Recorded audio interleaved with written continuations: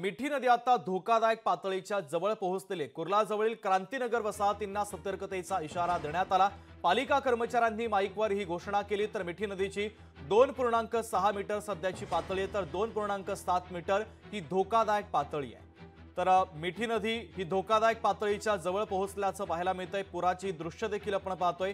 पालिका कर्मचाऱ्यांनी माईकवर सतर्कतेचा इशारा देण्याची घोषणा देखील केलेली आहे। तर मिठी नदीची 2.6 मीटर सध्याची पातळी, तर 2.7 मीटर ही धोकादायक पातळी आहे। तर धोकादायक पातळी ओलांडण्याची शक्यता आहे। या संपूर्ण परिस्थितीचा आढावा घेतला आमचे प्रतिनिधी राजेश गुप्ता यांनी। पाहूयात। सकाळपासून मुंबईमध्ये पावसाने जोरदार हजेरी लावली आहे। आपण आता कुर्ला येथे मिठी नदीजवळ उभा आहे। तर आपण इथे पाहू शकतो की मिठी नदीचा जो स्तर आहे तो वाढला आहे।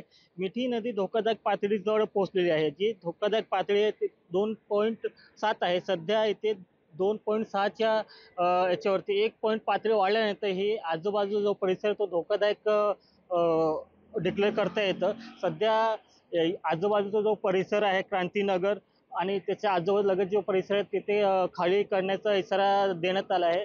पालिका प्रशासनाच्या वतीने माईकच्या द्वारे यांना सूचना देण्यात आली आहे।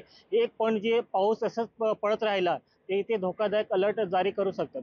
राजेश गुप्ता, लोकशाही मराठी, मुंबई।